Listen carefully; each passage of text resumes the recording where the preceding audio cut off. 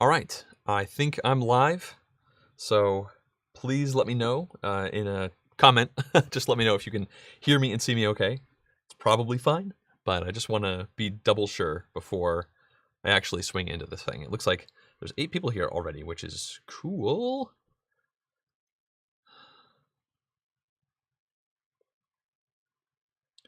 All right, so I'm just waiting to see if anyone can hear me or see me. Please type that into the chat. I'm going to check over here and see if this is working. Don't see anything in the chat just yet.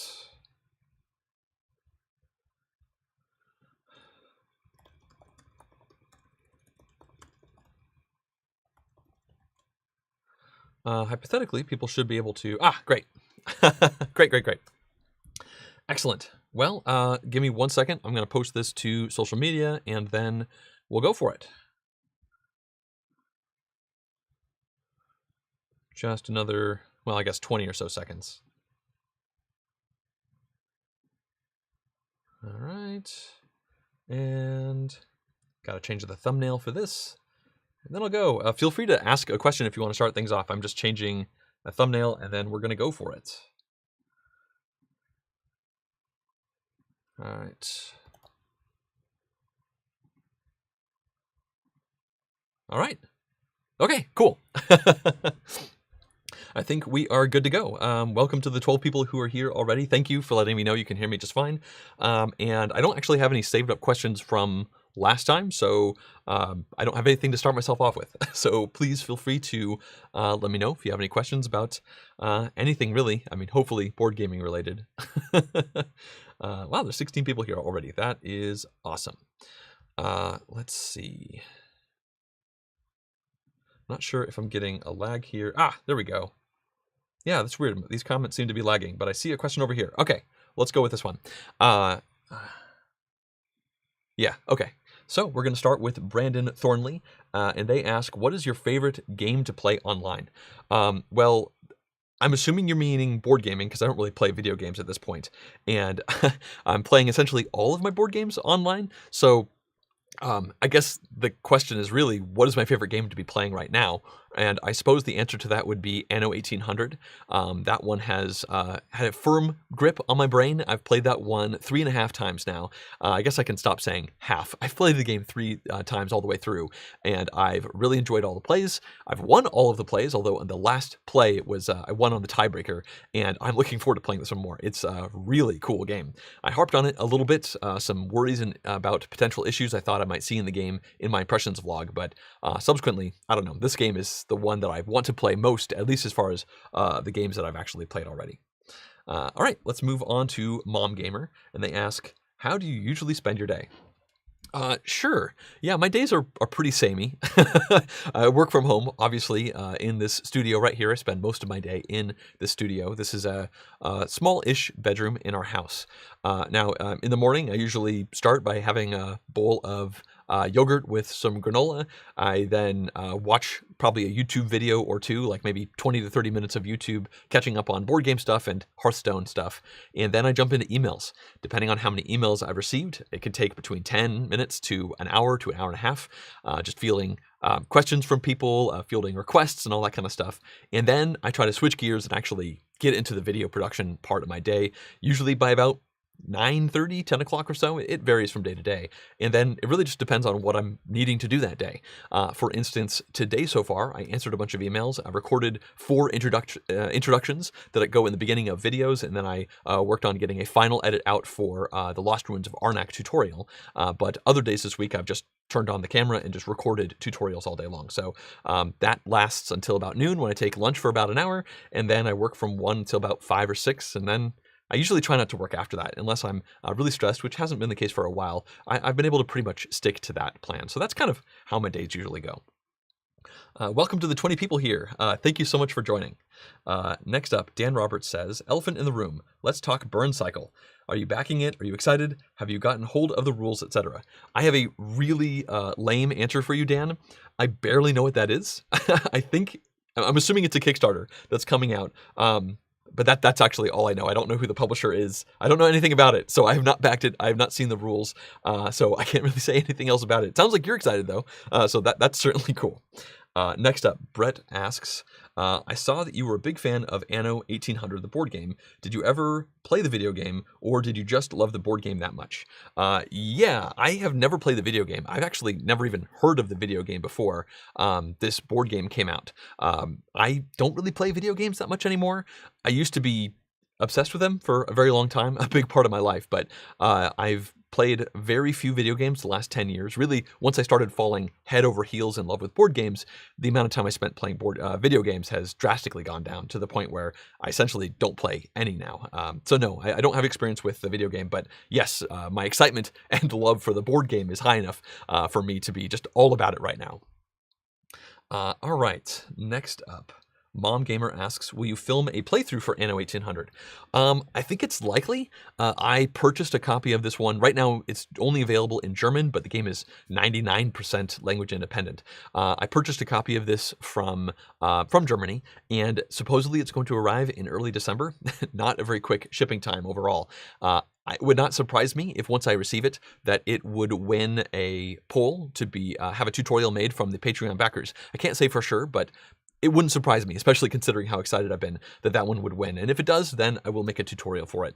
At this point, I have never been doing any sponsored tutorials with Cosmos, at least not yet. All right, next up, Scamp asks, if you had to choose a tic-tac-toe on your shirt, which tic-tac-toe would you choose? Are you referring to the fact that I have a new shirt here with a tic-tac-toe board on here? Well, this is a shirt. I just got this in the mail yesterday, actually. I saw it on Twitter. I thought it looked really cool. I can't remember the name of the website, but I will definitely put the link to it down here when I do an edited version of this video. Yeah, I'm a huge Eurogamer, so I love Eurogames, and this has a whole bunch of stuff. I suppose my favorite thing that shows up on this shirt would maybe be space stuff? Although I've been really big into ships and logistics and supply chains lately, so probably one of those two, although I kind of like all of these. That's why I got the shirt. Let's see. Harry asks, any upcoming games that you are looking forward to? Yeah, Praga Caput Regni is one that I'm quite interested in. That one I'm supposedly going to be getting a copy of in December, so I'm looking forward to trying that one out. After that, I mean, there's definitely games that I'm interested in trying, but I'm having a hard time thinking of it. Actually, I have a spreadsheet. So if you give me one quick second, I can pull that up and tell you exactly what I'm hoping to do. It's so easy to lose track of these things, so I decided to write it down. Let's see here. I am quite excited to try out Tungaru. I just filmed a tutorial for that one, but I haven't played it. Same with The Red Cathedral. I really want to play both of those games after filming a tutorial. I just haven't had a chance to play them all the way through. Same can be said about Merv, which I did a tutorial for but haven't played. So there's a whole bunch of games that I have sort of seen played, but not all the way through, that I'm looking forward to playing with other people. I guess those are probably the three that I'm most excited about at the moment. But of course, there's just a lot of other stuff coming out that I'm sure I'm easily missing. Oh, I guess Cloud Age, the new Alexander Fisher game. I'm really looking forward to having a shot to try that one, although I have no idea when I'm actually going to have a chance to do that. Sparko asks, actually, real quick, I just want to say thank you to everyone who's showed up so far. There's 31 people here, which is just awesome to see. So Sparko asks, how do games typically leave your collection? Do you donate? Do you sell? Do you give gifts? And would you ever consider a system where your viewers or patrons got first dibs on buying them from you? Typically, when a game leaves my collection, it goes underneath this filming table right here. There's a big pile of games down there, some of which I said left my collection like a year or two ago. Now, when it's not COVID times, I guess things have been stacking up for about a year, because in normal times, every 6 months, there is a live flea market at a local board game cafe. And so I just liquidate the games there, just selling them live to people. But of course, it's 2020, so nothing like that is actually happening. So the games have been piling up a bit. I have been selling them on the geek market to a certain extent, and I've definitely given many of them away as gifts. I'm not sure if I would want to wade into the logistics of doing priority dibs for selling for Patreon backers. I might. It's something that's occurred to me in the past, but I'm not really sure just yet. It's definitely something that is not set in stone at this point. All right. Next up, Steven asks, how guilty do you feel for all the money you're causing me to spend on new games? Well, I feel 0% guilty if you enjoy the games. I feel somewhat guilty if you end up getting them and feel like they're not what you expected them to be. I really do try to show what the game is like in the tutorials. Like, I'm not trying to fake that it's amazing when it's not or anything like that. Like, if it's a really light game that has, tactical decisions and whatnot, I try not to oversell that it's strategic or something like that. So I hope people know what they're getting and get an accurate representation of what the game is, because the entire idea of these sponsored tutorials is that I don't give my opinion. The game itself is trying to sell itself. So hopefully that's a zero guilt. I do hope you enjoy these games that you are ending up getting. All right. Mom Gamer asks, when life gets back to normal, will you be going back to Essen Spiel? Yeah, I fully expect to. I was planning on it this year. I had a hotel room booked and everything. Fortunately, that was a free cancellation, so I canceled that back in, I guess, it was probably May-ish or so, and I booked a room for the Essen Spiel 2021. So I do have a room booked if it happens. Who knows if it'll actually happen? I do hope to go. It's a very long way from California. It's a long flight. It's a pretty expensive trip overall. So that's not something that I think I can do every single year, but it's one that I hope to do somewhat often overall, because it is kind of the most important board gaming convention that happens every year. And it's also just an incredible amount of fun. I definitely miss seeing a lot of friends that live over in Europe, but it's going to happen. It's going to happen at some point in the future, hopefully 2021, but who knows? All right. Omar asks, did you get a lot of games from publishers that didn't interest you, or are not in your interests, or do you communicate with publishers to get games that are fit for you to cover? Yeah, for the most part, I don't get games that I'm not interested in covering. Just about all publishers reached out to me first, and I actually asked them to.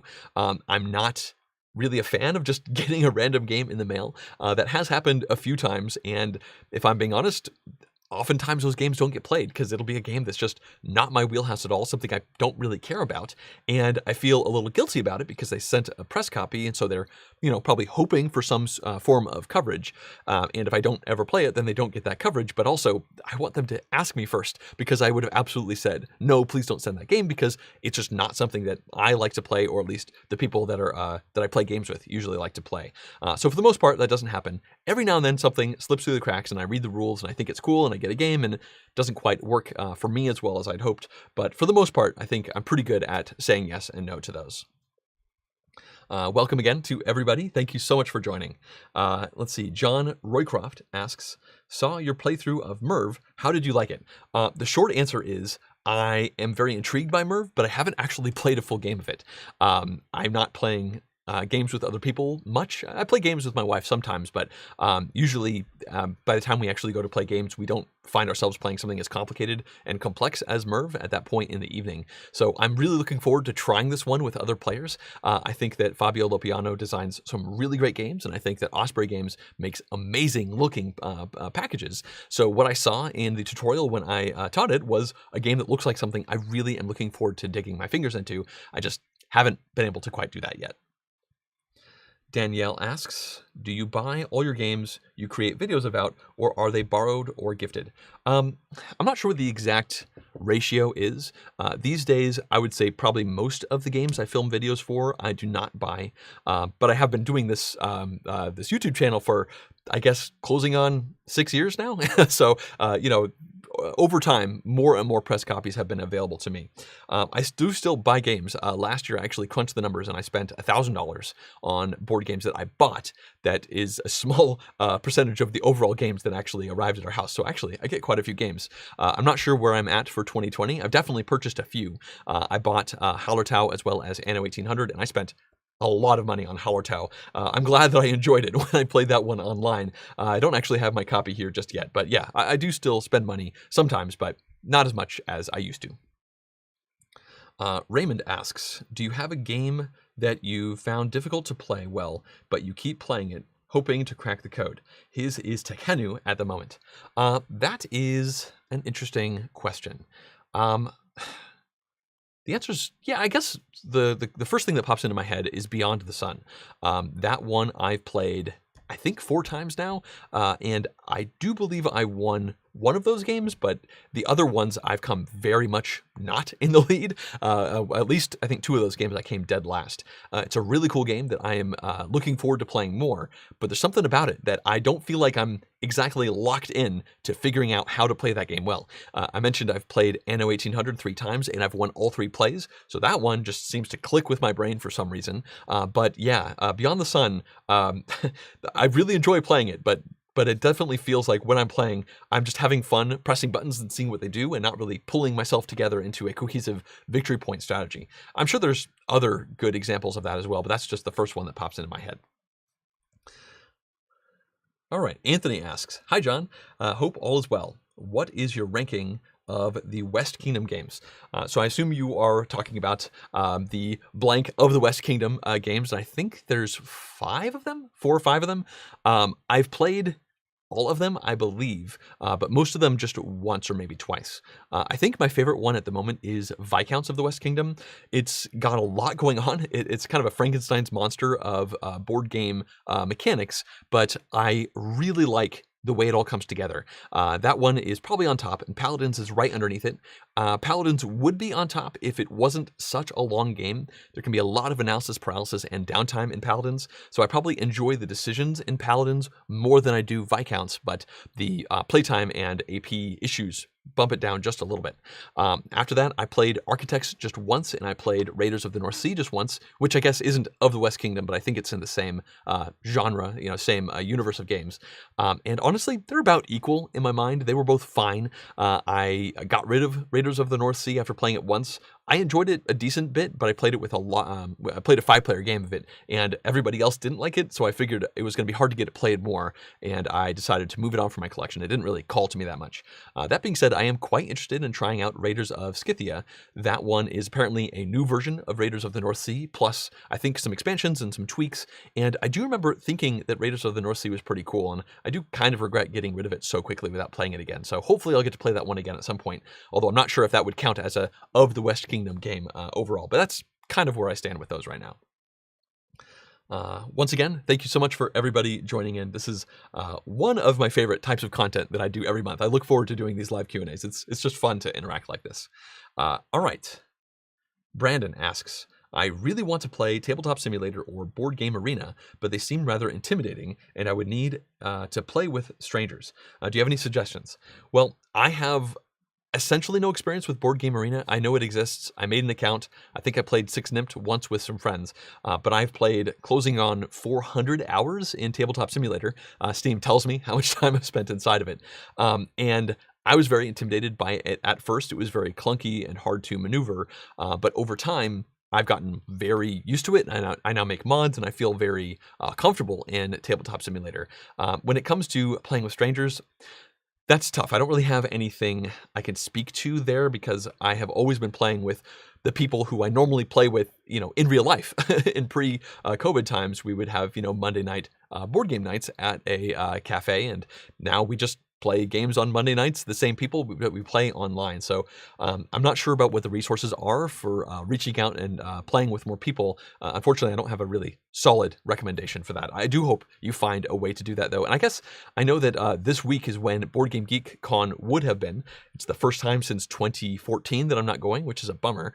And I know that they are doing a BGG Con online thing, which I think is very much about playing games with other people, because that convention is all about just playing games like crazy. So it wouldn't surprise me if there are some good things there to try and match people up to play games, even if they are still strangers. So I would maybe poke around there and see what kind of resources they have. All right. Mom Gamer asks, "What do you use to video editing?" Wait a second. Oh yeah. Mom Gamer asks, "What do you use for video editing?" I use Final Cut Pro. I've been using that since 2015. Before that, I used the iMovie. Yeah, iMovie that came with my older Mac. In January of 2015, I upgraded to a new, more powerful computer because the old one could not handle Final Cut, and I've been using Final Cut since. I've dabbled with Adobe Premiere a couple times, but I'm so used to Final Cut now that I just don't really see a reason to move away from it. It's something I'm very, very used to playing with. All right, Steven asks, Well, Steven says, great answers to my question about guilt. I watched you because you give a great overview. I know what I'm buying. Good. That's really good to hear. I don't feel guilty at all then. All right. Vitautus asks, do you have any plans for a top 10 2020 games? Probably it was asked, but I missed it. No, I don't think anyone's asked that yet. In general, I don't make top 10 lists. The biggest reason for that is because I personally don't consume top 10 lists from other people. They just don't particularly interest me amongst all of the greater board gaming content. That being said, sometimes a top 10 list is suggested by the contributing producer level supporters of the Patreon campaign, and sometimes they actually win the monthly poll. I can say for this month, there was a tie between a top 10 list and a tutorial, and I've decided to break the tie towards the top 10 list. So I'm going to be doing a top 10 old games list. I'm actually going to be filming it later today or maybe tomorrow, and that's games that were published in 2010 or older. Now, as far as a top 10 list for 2020, I've been thinking about that. Actually, I was literally thinking about that earlier today. I think because I was just wondering if Anno 1800 was going to be easily the best game I've played this year, or if anything could beat it. And I think it's possible. That might get suggested and win a poll, or I might just go out and do it. I'm not really sure. Some years I do an annual top 10, and some years I don't. So it's really going to depend on how I feel in January or February, especially how I feel about the number of 2020 games that I've actually been able to play. So the answer is maybe. I put out just a handful of top 10 lists a year, and that might be one that comes out early next year. Omar asks, what's a game you initially didn't like, but somehow were convinced to play again, and you realize that you actually like it? Huh. That probably exists. I've played thousands of games. Well, I could say, so the game that is arguably my favorite game is Tichu. I've played it hundreds of times, and I remember the first time I played it, the very, very first time, it was me partnered up with a very experienced player against two other people who were very experienced, like people who had already played well over 100 times. And that first play was rough. I did not have fun at all with it. That's because my partner was a bit of a grump, and they were upset that I was making dumb moves, which, you know, isn't surprising considering it was my first time ever playing, and they were all experts. So we got creamed, and it was definitely an awkward situation. I kept playing cards that were bad, but I didn't know why they were bad. I was trying to figure things out. Ultimately, Tichu has become arguably my favorite game, having played it hundreds of times, and I still absolutely love it. So I guess I'm glad I was able to rebound from that initial bad play of Tichu to realize just how much I actually love it. All right, next up, Sparko asks, what was your experience with making Tabletop Simulator homebrew of Halartu? Oh, of making the mod for Halartu. Was it easier than you thought or harder, and was it fun? That's an interesting question. So I don't actually have my copy yet, but I was able to get access to scans of all of the components, so I was able to play it a little bit earlier. And this was, I believe, the longest amount of time I spent making a mod. This one probably took approximately 8 hours or so to make, and I don't know if I would say making mods is fun, but I find it, for some reason, very satisfying. There's something about the process of just kind of methodically working my way through, cutting up all the cards and making each individual photo. I mean, Halarto has like 350 cards, and I had to cut every single one of them out, move them around so that they were symmetric, and then save each one individually, and then build them into a template and whatnot. There's also a bunch of tokens and whatnot. So that process, which took many hours of sitting in Photoshop, just cutting things out in Photoshop, is probably my least favorite part. But again, it's satisfying, like almost like watching a progress bar going by as you're doing something else. If I wasn't listening to good music, then I don't think I'd be able to pull it off. And actually for Halarto, there were a couple podcasts that I was really wanting to listen to, so I just listened to those as I just mindlessly cut out 350 plus cards. And once everything's cut out, that is actually when it gets fun, because I can import the pieces into Tabletop Simulator and start to set things up. You know, it's a bit of an art project, you know, trying to figure out what's going to look good, but also what is a good flow for the game? Like, where does this card go? Where should the board go? How big should the board be? How should I, make this thing work in Tabletop Simulator or that?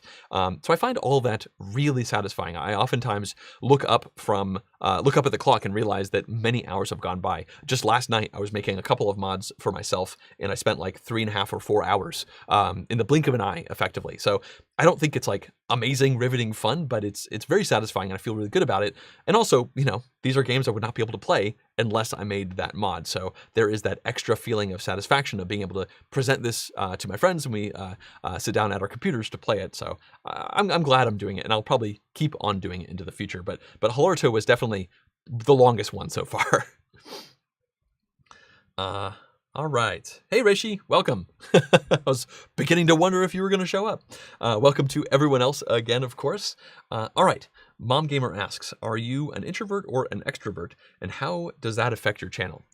Well, I would say I am an extrovert overall. I have always been very outgoing and very comfortable in social situations with lots of people.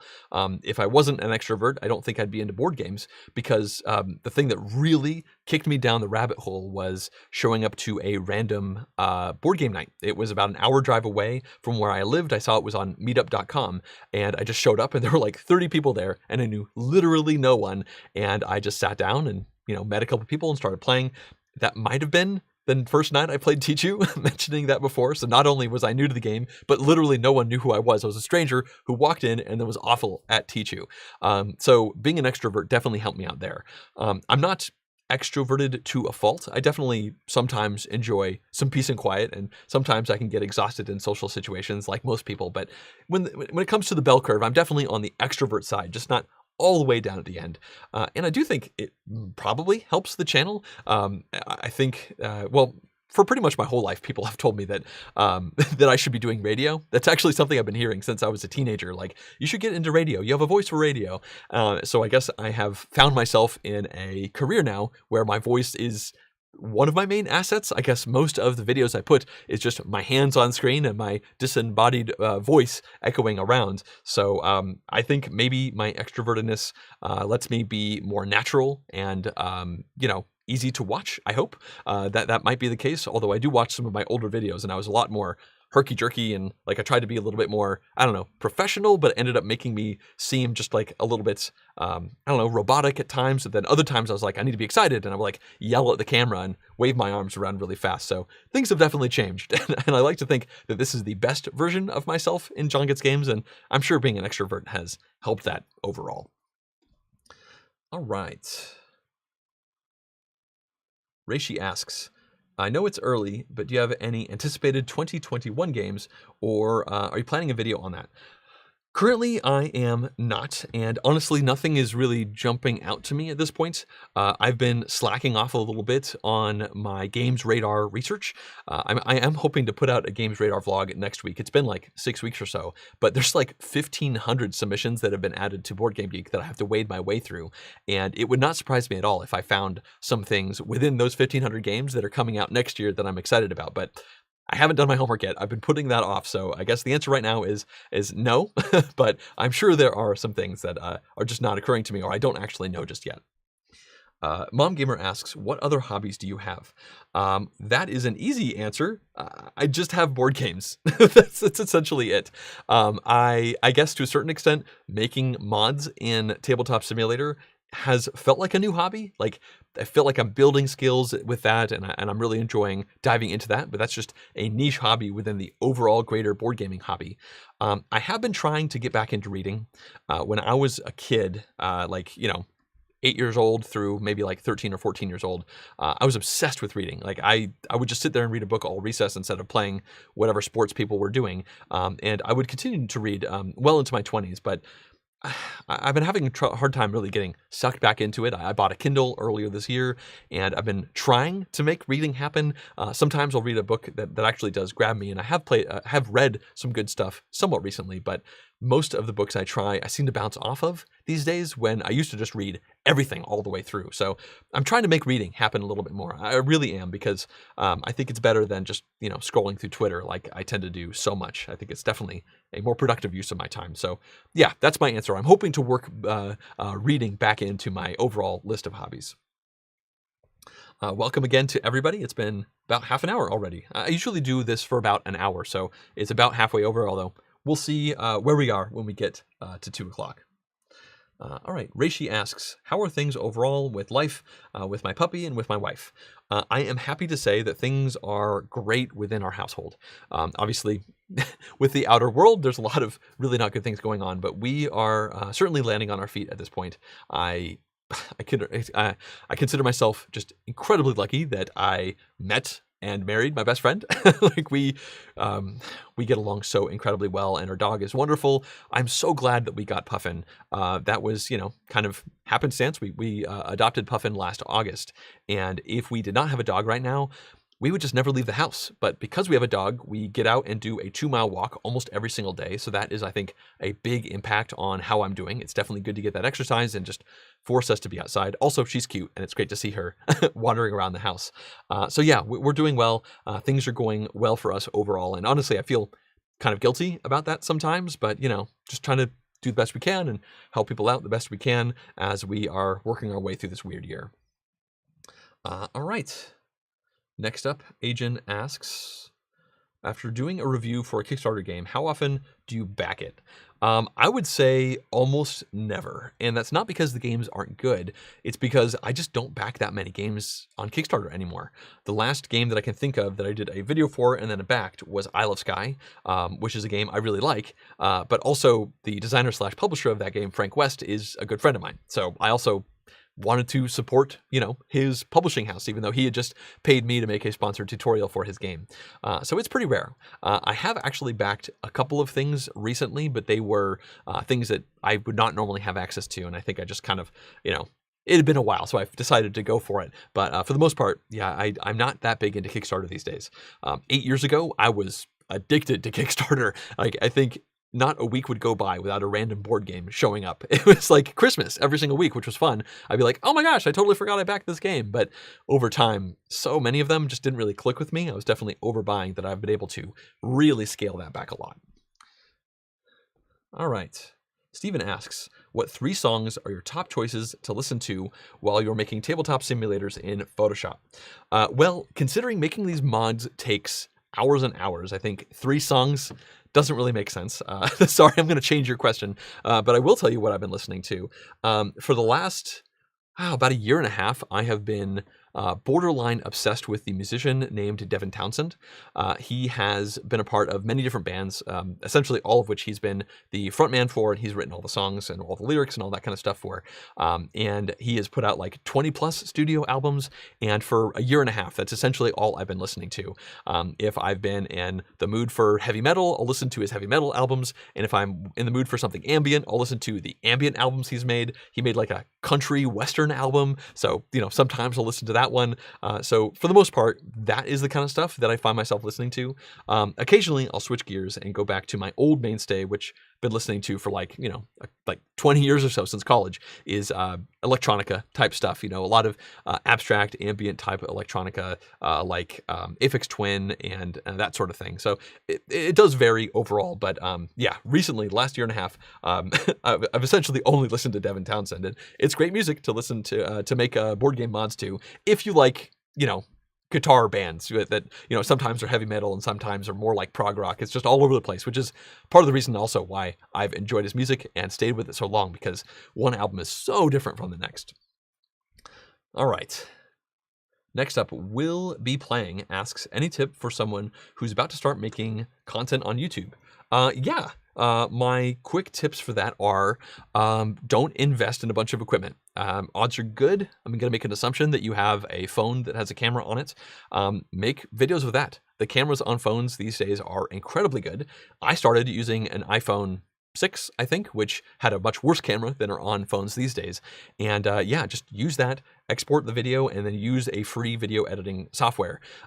If you want to invest at all, maybe work on getting a better microphone, but don't do that at first. Record several videos and see if you like it. This is not for everybody. This is a lot of work. It's a very strange thing to be making YouTube content. It seems very social, but it's not. This is just me alone in a room talking to a camera, and that works for some people, but I think for most people it can be quite difficult. So I guess that's the answer, is just jump into the pool without preparing yourself. Don't climb up to the highest diving board or anything like that. Just see what the water is like before you consider specializing, and also just see what kind of content you want to make. I started out making reviews, and now I don't really do reviews anymore. I've definitely changed things over time, and my vlogs especially have changed significantly over time. So just experiment. Make a video like one way and then make something completely different the next time and see how it feels and just kind of figure out where you want to go. And that was a bunch of tips, but yeah, good luck. It can be very rewarding. All right, Reishi asks, it's 11 p.m. for me, but I am catching up with board game Secret Santa stuff. Oh, that's cool. Yeah, the Secret Santa is awesome. Hey, Roy, welcome to the live Q&A. Yeah, this shirt is awesome. I saw it on Twitter, I don't know, at some point last week, and I just went and bought it immediately. Again, I don't remember the name of it, but I will put a link down into the description when I end up posting this video for Reels. I talked about it earlier too. I'll find the link and make sure that you can gain access to it because it's comfy and it looks great. All right. I need to name all of the games on the shirt to be an approved Eurogamer. Yeah, let's see. We got Stone Age, Seven Wonders. That could be Gentis. This one could be Red Cathedral. That one can be Endeavor. This one is going to be, well, I guess any 18xx game ever. That one could be Gaia Project. This one is Power Grid. And that one over there, oh man, Constructing Buildings. I don't know, like New York 1901 or something like that. There, see? Am I Eurogamer now? All right, Roy asks, how important do you think online gaming with Tabletop Simulator and other such programs is for publishers in the current world of the board gaming industry? It's hard for me to speak globally about this, but I do think it does have some significance. For me, I feel like I am in a niche. Like again, I've played Tabletop Simulator for over 400 hours. I've played tens and tens of games on Tabletop Simulator. I play multiple games a week with my friends, and I think most people are not in that situation. But as people get more and more familiar with online gaming, because that's one of the only ways they can board game right now, I think it makes a lot of sense for publishers to lean into this, to actually show their stuff in a new environment. I think putting out official Tabletop Simulator mods and Tabletopia mods makes a lot of sense. Like, let people try the game out. If you really believe in your game, then hypothetically people try it, they play around, maybe they play just solo to see how the mechanics work, and they go and try to buy it because hypothetically your game is great and you believe in your game. So I feel like, I hope that going into the future, this is going to be more of a common thing, even post-pandemic when we're playing board games with people in real life again. I do hope that the prevalence of Tabletop Simulator and whatnot is going to be here to stay, especially when it comes to board game development, but that's not really what you asked. So the short answer is, I'm not sure what the actual overall importance will be. I don't think we'll actually know for another year or two, but for me, it's been incredibly important, so much so that I've, built like 10 mods or so now so that I could play these games with people. Yeah. All right, moving on. Ooh, Sparko, thank you so much for the super chat. That is awesome to see. He said, thanks for doing these. Always fun to listen and hear your thoughts. And I'm looking forward to hearing the rest when the video comes up. Yeah, thanks for coming by, Sparko. I think maybe Sparko's already left, but anyway, thank you anyway. All right, moving on. Shorty says, hey, Shorty.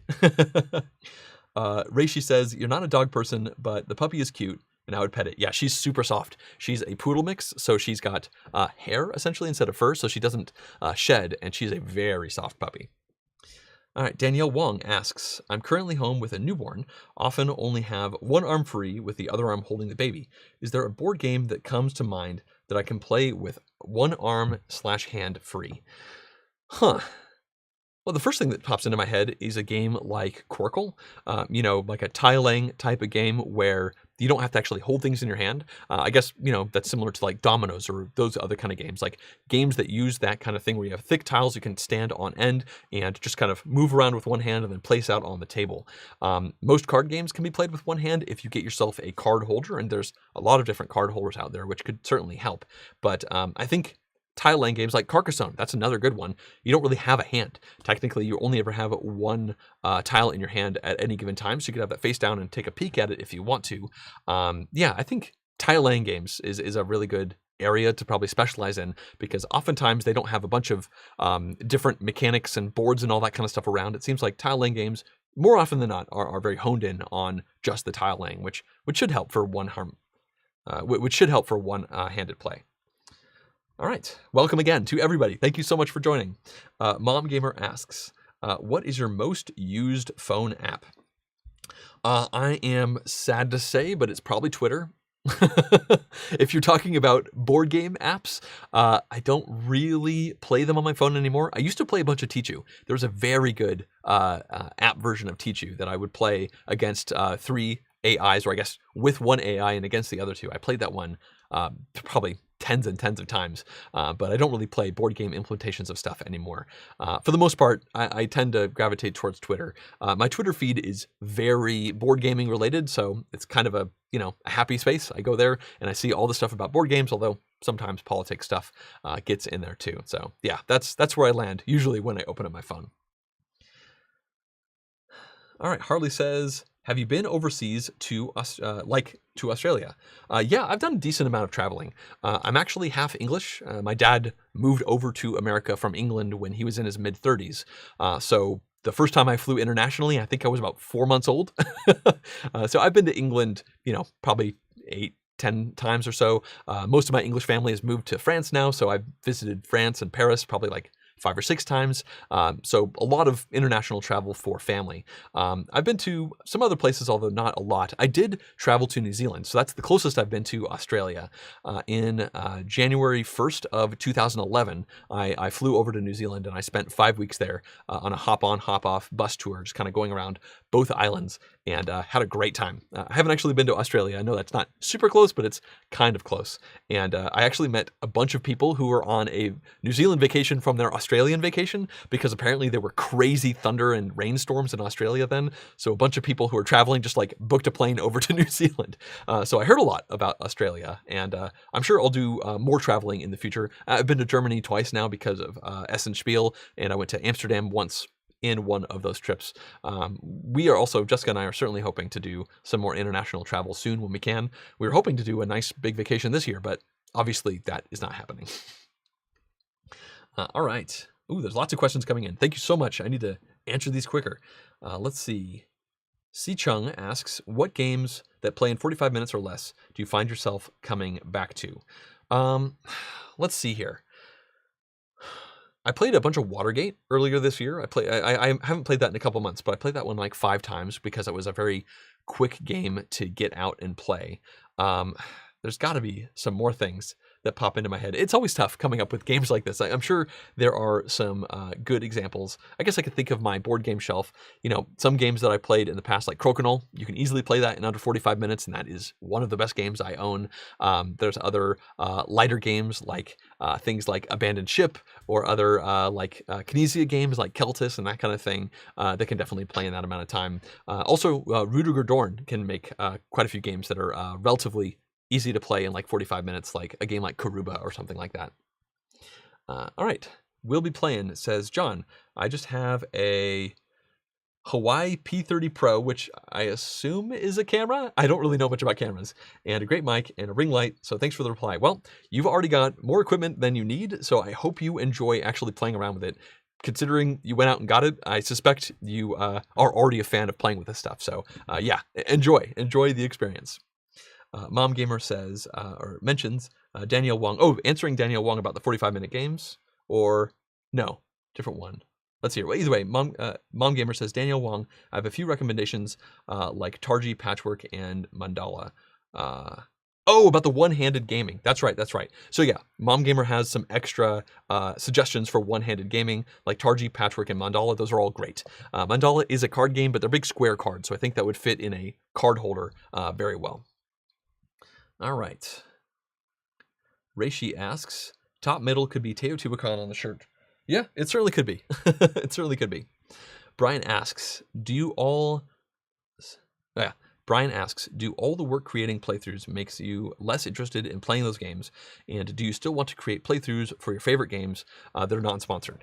I would say now that I'm doing just the tutorials, this happens less. There were definitely some times where I'd film an extended playthrough for a particularly complicated game that would take, like 7-8 hours just for the extended playthrough part. That would leave me a bit burned out on it and not wanting to come back to it. Honestly, now that I'm not doing those extended playthroughs anymore and I'm just doing tutorials, it almost makes me more interested in playing these games. Like I said, for like Merv and the Red Cathedral and Tungaru, those are all games that I've just played the first couple rounds of because I just did the tutorial and I stopped, and now I'm like curious to try them again. So I think if anything these days, post that change, the opposite is true.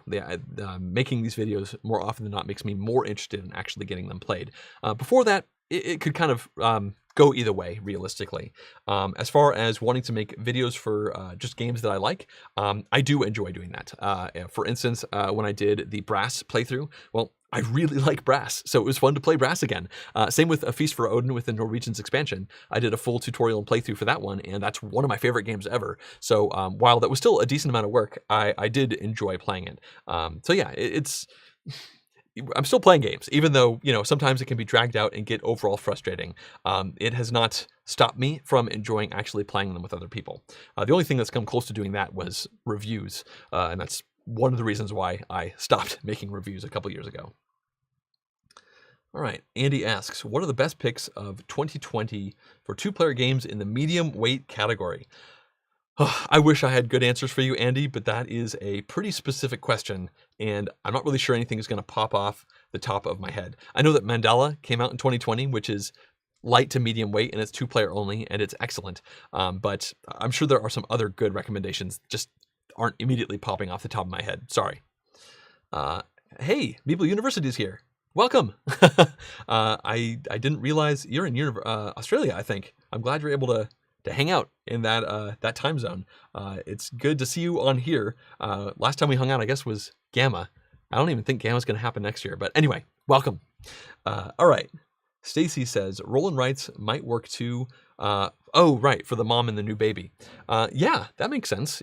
Most roll and writes, you have a pad of paper and a pencil and maybe some dice. You can do quite a bit of one-handed game playing there. That's a really good recommendation. All right, Ludwig asks, any board game mechanisms that you enjoy that you didn't like to see Ludwig asks, any board game mechanisms you enjoy that you'd like to see more of or that you feel are undertapped, or untapped, I guess, overall. I suppose there probably are. For the most part, when a question like this gets asked, I tend to gravitate just towards the mechanics that I really like incentivization in games and engine building, tableau building, that kind of stuff. I will say that I'm not crazy interested in playing the next big worker placement game or the next big even deck building game unless there's something really cool going about it. But as far as untapped mechanisms, I guess the thing that I want to see more is more Frankenstein's monster games where, different mechanisms that don't really seem to make sense together are jammed together to try and make a game to actually make that work. In Viscounts of the West Kingdom, you have a rondel that's mixed with deck building and also, a bunch of other things going on. And I thought that was a really cool mixture of mechanics. And I am a huge sucker for just mechanical novelty in games. If it's just another deck builder or just another worker placement game, I certainly might enjoy it. But the thing that really gets me excited is when something feels fresh. And one way to be fresh is to just smash a couple different things in. So I guess I want to see more wacky hybrid mechanics games. Here we go. Lots of people here. Welcome again. So much. Thank you so much for coming in. Krestizov asks, greetings from Poland. Is there any chance for Smartphone Inc. playthrough? Do you know it already? At this point, the odds are unlikely just because I don't really have a relationship with that publisher. I've been interested in trying Smartphone Inc. for a while. At Board Game Geek Con last year, 2019, or maybe even 2018. That game came out a while ago. At one of those two, I got it out of the library and I read the rules. I thought it was great. We just never actually got around to playing it. And that is as close as I have gotten to actually playing the game. So hopefully I'll have a chance to try that one at some point. And, a playthrough could happen at some point in the future. But again, it doesn't seem likely because so far I don't really have a professional relationship with that publisher. All right.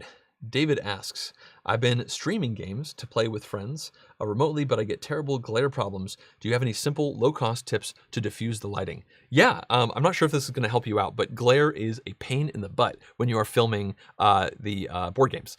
So many things are just really shiny, like a lot of cards and a lot of gloss. So what I do is I bounce light off something and then onto the board game. Shining something directly at the board game is what causes that intense glare. So if you get bright lights and shine them at the ceiling or at the wall to have that bounce back, that has really helped me out. Sometimes it's still a problem, so you just have to mess with the angle of the tokens and the light, but definitely give bouncing off of other surfaces a try. All right. Let's move on. Andy asks, any books about board games that you can suggest? Honestly, sorry again, Andy, I'm just giving you awful answers. Thank you for coming by, even though these answers are really boring. I haven't really read any books about board games, so I don't have any to recommend, sorry. Troy asks, what were your favorite 3 to 5 Kickstarters that you reviewed or didn't in 2020? I mean, I definitely have to think about that for a second. Actually, I can pull up my list of the games that I've done. Let's see if anything just jumps out to me. Now, as far as Kickstarters versus published things, it's hard to really parse the difference there, but just cruising through these things. I'm just going to talk about, I guess, the sponsored videos that I did that may or may not be Kickstarters.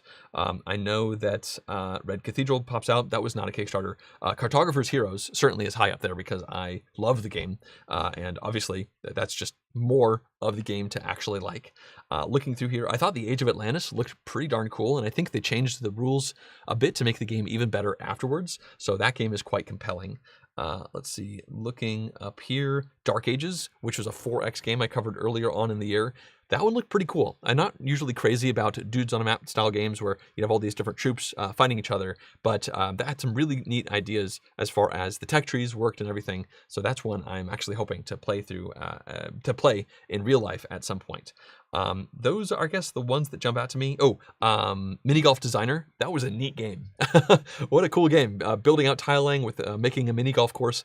I really like tiling, so that's part of the reason I was so drawn to it. But yeah, that's the quick and dirty answer to your question there. At this point, we have about 10 minutes left. I'm going to try to answer everyone's questions, but we'll see how it goes. I'm not really answering these quicker like I said I'd be doing. All right, let's see here. TC says, there's been some fresh takes on deck building lately. Are there any other game mechanisms that you would find to be kind of stale that could use some innovation? Well, I mean, I guess worker placement is one thing that I'd like to see more innovation on. There's a lot of different takes on it. You know, sometimes you roll workers as dice and then everyone uses those as dice. Sometimes you just use them as dice, and there's lots of different ways to do that. It'd be interesting to see some more innovation in the worker placement field. Like, it's such a backbone mechanic that I think a lot of designs just kind of lean on it because they're like, worker placement works. Let's just use that and then maybe add some other stuff around here, some resource management, some card collection. But really flipping worker placement on its head somehow, really messing with it would be nice to see. I know that Lost Ruins of Arnak had some neat ideas in it where when you sent out your workers, you actually had to spend resources essentially as travel cost. So you might have to spend a card you'd otherwise play for something else, and I really liked that tweak on worker placement, and I'm sure there's a bunch of other cool stuff that could happen with worker placement, although I don't have any ideas off the top of my head. Meeple University asks, do you stage your teach and playthroughs to make it more educational than random? Thanks, Stella. Yeah, thank you so much for coming by, Stella. Yes, I definitely stage these videos. I set everything up so that it's nice and laid out for the camera, and then I usually, depending on the complexity of the game, I will sometimes do a lot of planning and sometimes I'll just wing it. For instance, I just filmed a tutorial for a game called Winter Queen, which is a relatively lightweight game with kind of a spatial victory point puzzle, and I just kind of launched right into it. I didn't think too much because it wasn't a terribly complicated game. Whereas a game like Merv, I spent like 2+ hours plotting out exactly what each player was going to do and what order each player was going to do it and where the tiles were going to be so that it was best going to show off these different examples. Viscounts of the West Kingdom was another one that I spent a decent amount of time, well over an hour, stacking decks and really thinking through the order in which I wanted to teach, because I never want to teach something that relies on you knowing something else that I haven't taught already. You know, in a lot of games, you go to do something and you're like, oh, this is a lot like that, but different. Well, I want to have talked about that before I talk about this, if that makes sense. So yeah, I do spend a decent amount of time that varies from game to game to try and make these to have the best flow overall that I can. Let's see. Ludwig asks or says, it seems games have been introducing more and more narrative elements lately. What are your favorite games that have strong narrative and storytelling? I especially like games that can do this passively. I'm going to have a bit of a boring answer for you, Ludwig, and that is that I don't really care about narrative or storylines in games, so I don't really have a good answer for you because it's something that I don't really pay attention to. I am, for the most part, a Eurogamer at heart, and I just want to see the mechanics work. I just want to see the gears working together. I largely don't care what the theme is at all. I especially don't really care if it has an immersive thematic setting. If the mechanics of the game really exemplify the thematic things that you're supposed to be doing, then I do appreciate that. I definitely appreciate good mechanical to theme integration. But as far as like telling a story is concerned, it's just not a focus for me. So unfortunately, I don't really have a great answer for you. I guess if I was to answer, I'd say that I enjoy Chronicles of Crime. I've played many of those scenarios, and I think those are really pretty good from a narrative perspective. They definitely tell a story that you're kind of working your way through overall. All right. Best at Star Trek asks, is this my full-time job? Yes, this is my full-time job. That's an easy answer. All right. Mom says, oh, suggesting Curious Cargo for the best two-player games of 2020. That makes sense. Stacy says, let's see. Oh, it talks about Curious Cargo. It's great with 2. Race for the Galaxy at 2 players good as well. That is true. All right. No worries, Andy. No worries. So Calix asks, hi, John. Your 10 rated games have little interaction. Are there games with high interaction that you'd rate that high? I'm trying to get games read for my wife, or ready for your wife, but high interaction games usually fall flat at 2 players. Yeah, I mean, that's, again, one of the reasons why I am a Eurogamer for the most part. I definitely tend to prefer indirect interaction where I do a thing that denies options from opponents as opposed to, like, directly interacting with them. High interaction that I would rate high. I mean, I guess it depends on what you feel interaction really is. I guess I could pull up my games list, but I'm not really, I don't want to dig into that too much. The short answer is, if it has high interaction, it's probably not going to be that high on my list. I guess there's games like Through the Ages, a new story that can certainly be very indirect for most of the games, but then suddenly very direct as you're sending out aggressions and wars, which tend to not happen that much, but I do love that game, so that one is certainly there. I used to love Eclipse. I think I still do. It's just been like 9 years since I played it, and that one was certainly high on the interaction scale, although in both of those cases, those are games about projecting power more than actually utilizing it. It's about being a threat and then people reacting to that threat, although I guess in Eclipse, there's pretty much always a last round of the game, ridiculous battle where all the ships kind of mash together and you throw a bunch of dice. Yeah, so I'm not sure if that was actually a great answer to your question, Calix. I mean, if you tend to find high interactive games fall flat with you and your wife at 2 players, I would recommend not playing highly interactive games. That's probably the best way to go about it. The only other thing I'd say is play very quick games. So if things go sideways and you're in the very interactive way, at least you're not investing a huge amount of time into that moment that maybe makes things kind of fall flat. I'm all about playing games that are fun for everybody around the table, and so that's certainly the priority overall, I think, anyway. Calix asks, what are your 9 to 10 rated games that you got for 2020 so far? That's a big list. That's a big number, so I'm not going to do 9 or 10. I can say the games that have jumped out to me the most this year are Lost Ruins of Arnak. Anno 1800 is probably the best game I played this year. Beyond the Sun is excellent, and Hallertau after one play was very good as well. Now I've played a lot of those recently. It's very easy for the human brain to focus on the things that you played recently. There's definitely some good stuff that I played earlier on in the year that's not jumping into my mind. Honestly, I would just take a look at my ratings on Board Game Geek. My username is Happy Hexagon, and I try to update my ratings every few months. So that's going to probably do a much better job of answering your question. Constantine asks, what is the size of your gaming group? Do you choose people to play specific games with? Yeah, so like the gaming group size, it varies. Like there's some people who show up very rarely and some people show up every week. I'd say there's probably about 6 or so people that show up every single week, at least for our online plays. Before that, back in 2019 and before, when we had weekly game nights, I'd say probably an average of about 8 people showed up, or the same 8-ish people showed up every single time, with a wider umbrella going up to maybe 20 to 25 people who would show up at different times. And yeah, we definitely try to play specific games with specific people. Some of the people I'm playing games with, I've played games with for 10 years, and so I have a pretty good idea of their tastes, so I might avoid a certain game with that person or try to play a different type of game with that other person because I know what they like, and I'm all about playing games that have the highest likelihood of everyone having a great time. Oh, wow. Thank you, Meeple University. Thank you, Stella. Thank you so much for the super chat. I really appreciate you stopping by. At this point, it is 1:58, so I think I'm going to try to wrap up the questions that you've posted so far. So if you don't mind, please don't ask any more, and I will try to answer these questions quickly before I wrap up this monthly vlog. So next up, Best at Star Trek says, kudos to Meeple University, love that channel and the tutorials. Yeah, their stuff is great. I've actually used some of their tutorials to answer questions that I have when I'm about to film a tutorial for the same game. They very often seem to get their videos out before I do, and I definitely appreciate that. Let's see. Reishi says, will Roy send you a preview copy of Last Light to make a tutorial? I don't think Roy has that kind of authority. I did actually play a prototype of that one online with Roy a week or two ago, and that was a neat game. I really liked a lot of the stuff that I saw in there, so I'm looking forward to seeing where that game actually ends up going. At the moment, I don't really have a professional relationship with Grey Fox Games, but who knows what the future might hold. It's entirely possible.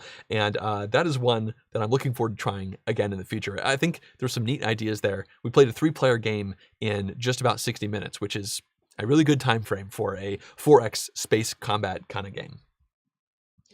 All right, moving on. Agent asks, what is one mechanic that you would put in a game if you were to design it?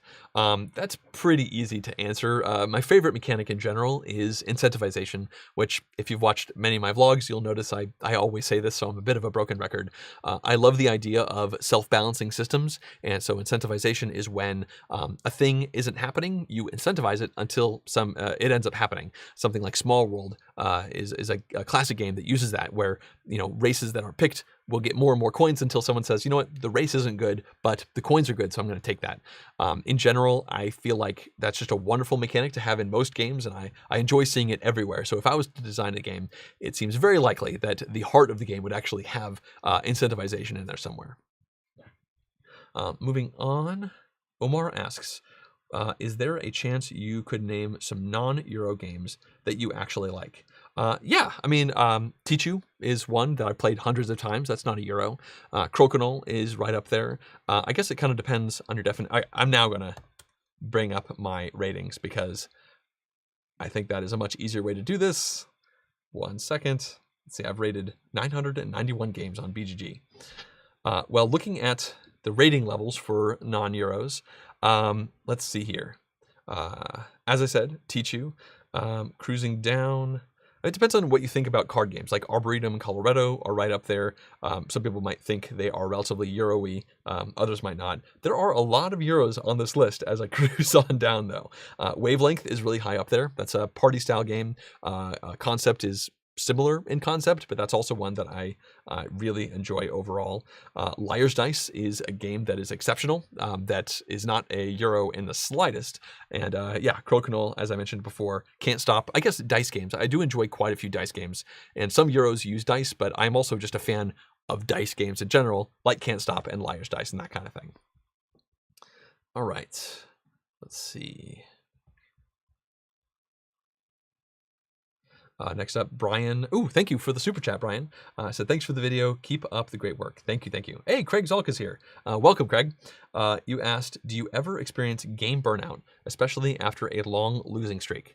I definitely experience burnout to a certain extent sometimes if I've played a single game a lot in a very short amount of time. Like, I mentioned I played Watergate a bunch earlier this year, like 4 or 5 times within 2 weeks. And after that, I felt kind of okay with Watergate. Like, I wouldn't mind playing it again now, but I definitely was interested in trying out some other things. As far as like having a winning or losing streak, I honestly tend to not play games that many times in a row in a confined amount of time to actually feel like I have a streak going in any way. I'm not very good at Watergate, so going back to that one, I think maybe I lost a few games in a row and kind of decided I was done for it for a while. So it does happen rarely, but it's pretty rare. All right, last couple of questions before I wrap this up. Mom Gamer says, why is the pay feature unavailable in your region? I don't know. Oh, it looks like you figured it out. Thank you for the super chat. I really appreciate that. I really do. All right. Well, I think that was it for all the questions. Thank you so much for everyone. Thank you so much to everyone for showing up. All 44 of you now. Looks like about 600 people showed up, or 600 playbacks came and went. So that's just really great to see. I love making these monthly Q&A vlogs because I love answering all these questions. I hope that these answers have been pretty good for everybody overall. And yeah, I'll be doing another one of these in early December. I will announce the exact date and time in the update vlog that should be going out in early December. So if you can, then try to catch that one. And for now, I'm going to wrap up the vlog. Thanks again so much for coming by.